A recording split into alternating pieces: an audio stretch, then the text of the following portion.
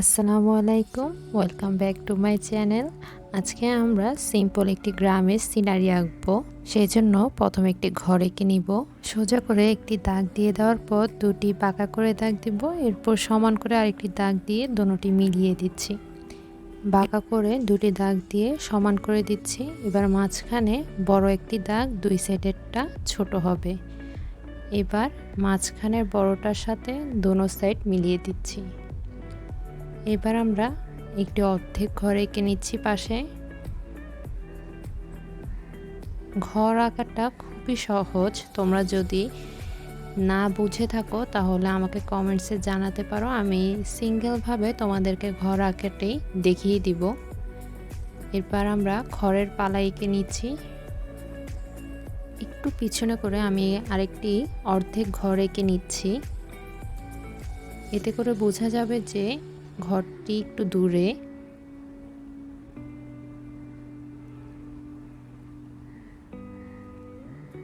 ঘরটি এঁকে নেওয়ার পর দরজা দিয়ে দিচ্ছি। পিছনে এখন একটা তাল গাছ এঁকে নিব। এখন আমি পিছনে কয়েকটি ধরনের গাছ এঁকে নিব, একটু বড় ছোট করে। গাছের সিস্টেমটা হচ্ছে নিচের সাইডটাতে একটু বেশি হবে, উপরের সাইডটাতে কম হবে। একদম গাছগুলো আঁকা খুবই ইজি, তোমরা চাইলেই আঁকতে পারবে। এবার আমি পিছনে একটি নারকেল গাছ এঁকে নিচ্ছি। প্রথমে দাগগুলা দিয়ে নেওয়ার পর এবার গাছের পাতাগুলো দিয়ে দিচ্ছি। তোমরা চাইলে সিনারিটা কালারও করতে পারো।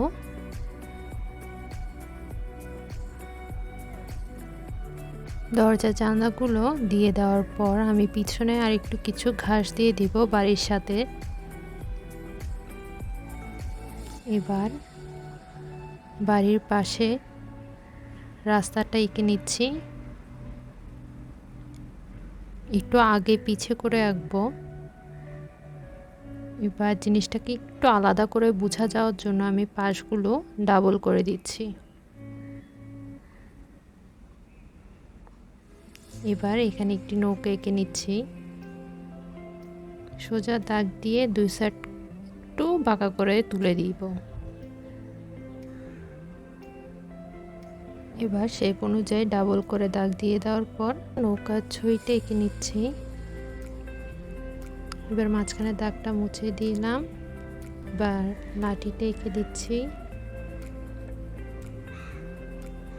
এরপর আমরা যাব বাকি অংশ আঁকার জন্য। সোজা করে দাগ দিয়ে পিছনে কিছু গাছ এঁকে দিচ্ছি। এবার পাহাড়গুলো দিয়ে দিব। আগে পিছে করে শুধু পাহাড়গুলো এঁকে নিবে। সিনারিটা খুবই ইজি, তোমরা সবাই আঁকতে পারবে। এবার ছোট ছোট কিছু গাছ দিয়ে দিচ্ছি। এবার আমরা ছবিটা স্কেচ করে নিব। আমি 6B পেন্সিল নিয়েছি, তোমরা যে কোনো 6B পেন্সিল নিতে পারো। আমি উপরের সাইডটা থেকে একটু গাঢ় করে নিচের সাইডটা ছেড়ে দেব।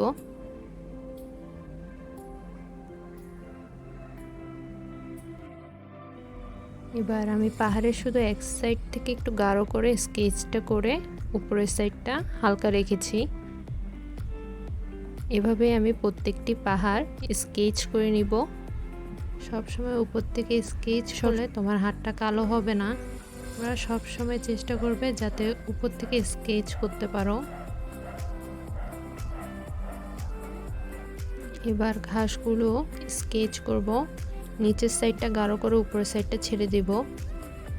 আমি পুরাটা গাঢ় করলে পিছনে পাহাড় আর গাছগুলো সেম হয়ে যাবে, এই জন্য কিছু জিনিস একটু হালকা রাখবো। পিছনের ঘাসগুলো সেমভাবে আমি স্কেচ করে নিচ্ছি। কিছু কিছু জায়গা নিচের সাইডগুলো গাঢ় করে নিয়ে উপরের সাইডগুলো হালকা রেখে দিয়েছি।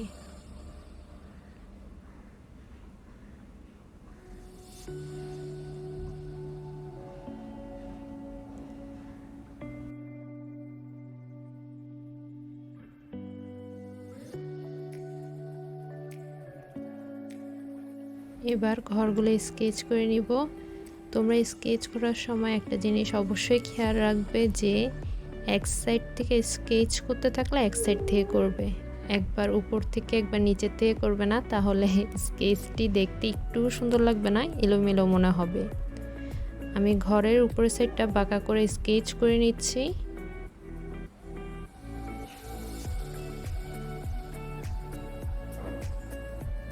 উপরের চালের উপর সাইড থেকে গাঢ় আর নিচের সাইডটা একটু ছেড়ে দিয়েছি। এবার দরজা জানলাগুলো গাঢ় করে নিব।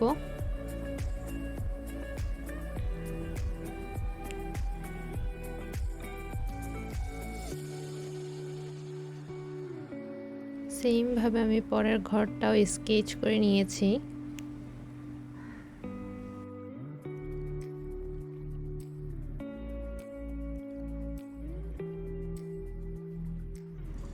কাজগুলো স্কেচ করে নেওয়ার পর এবার আমরা ঘরের পালাটা স্কেচ করে নিব।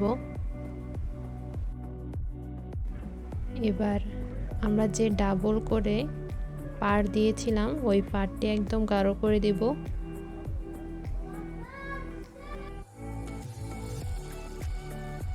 গাঢ় করে দেওয়ার পর আমরা নৌকার স্কেচটা করব। নৌকার নিচের সাইডটা একদম গাঢ় করে নিচ্ছি। এবার বাঁশের এক সাইড একটু স্কেচ করে দিয়েছি।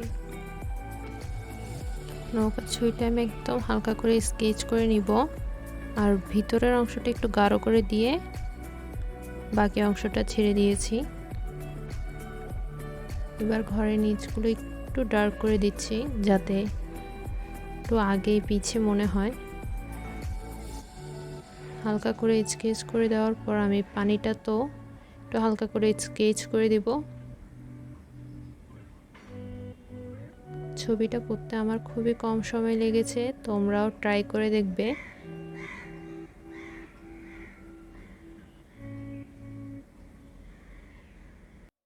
ছবিটি খুবই সহজ।